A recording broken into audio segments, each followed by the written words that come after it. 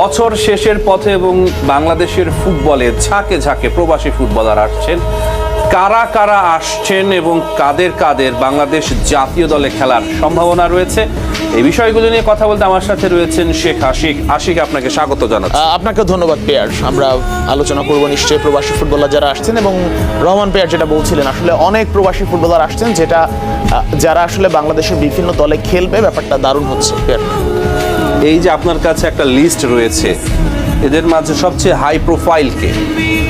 List আসলে অনেক আছে, এবং এখানে প্রোফাইল দিয়ে জাজমেন্ট করাটাও একটু টাফ, কারণ এখানে আপনার চোখের দেখা এবং ওভারঅল মিলে আসলে সে কেমন, এটা যেমন মিনহাজ চৌধুরী আসছেন, এটা অনেকেই জানে না। আমি মনে করি যে মানে অধিকাংশ ফ্যান্সরাই জানে না মিনহাজ চৌধুরীর ব্যাপারে। তিনি কোথায় থাকেন?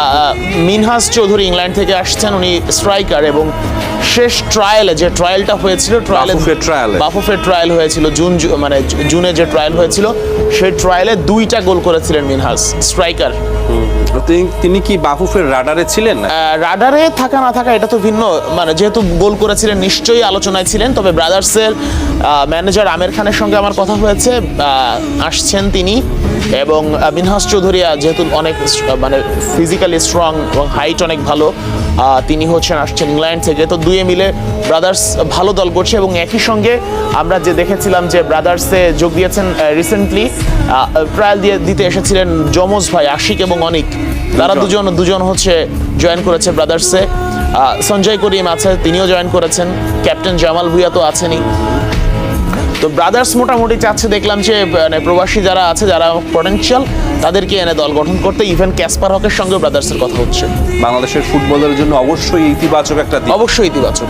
এবং জামাল ব্রাদার্সের ক্যাপ্টেন জামাল ভুঁইয়া ব্রাদার্সের ক্যাপ্টেন, এবং তার সঙ্গে এরা খেলবে। মোটামুটি গ্রুমিংটা ভালো হবে আমার কাছে মনে হচ্ছে। তো এদের সাথে ব্রাদার্সের যে পেমেন্ট, এটা কি রকম হতে পারে? এটা তো মানে বর্তমানের সিচুয়েশন বিচার করলে আহামরি খুব বেশি হবে না, কিন্তু মানে এদের ডেডিকেশনটাই আসলে আসল। যারা আসছে, এই সঞ্জয় করিম বলি, কিংবা আশিক অনিক বলি, বা মিনহাজ চৌধুরী বলি, বা সামির মিয়া বলি, খুব বেশি অ্যামাউন্ট পাচ্ছেন না, মানে খুবই নামে মাত্র। তবে ব্রাদার্স এই সুযোগটা অন্তত তাদেরকে করে দিচ্ছে, এই জন্য অন্তত প্রশংসা করা উচিত তাদের সামর্থ্যের মধ্যে থেকে। যে তারা কি বাংলাদেশ জাতীয় দলকে টার্গেট করে আসছে? তাদের মূল লক্ষ্য এইটাই যে অন্তত বাংলাদেশের লিগে খেললে নিজেদের কোয়ালিটিটা আসলে দেখাতে পারবে। কারণ দেখেন যে আপনি সমিত সোম কিংবা হামজা চৌধুরীদের কোয়ালিটি দেখতে আপনার যাওয়া লাগবে না, আপনি জানেন। কিন্তু এই বাকি যারা প্লেয়ার আছেন, বা বিশেষ করে যারা ট্রায়ালে যোগ দিয়েছিলেন কিন্তু পরবর্তীতে সুযোগ পান নাই, তারা অনেকেই হয়তো বা ওই সময় মানে কোয়ালিটি শো করতে পারেনি। সময় স্বল্পতা ছিল, মাত্র 3 দিনের ট্রায়াল, একদিন ওপেন ছিল। মোটামুটি এসে ট্রাভেল করে মানে কেউ কাউকে চিনে না, বিভিন্ন ইস্যু আছে।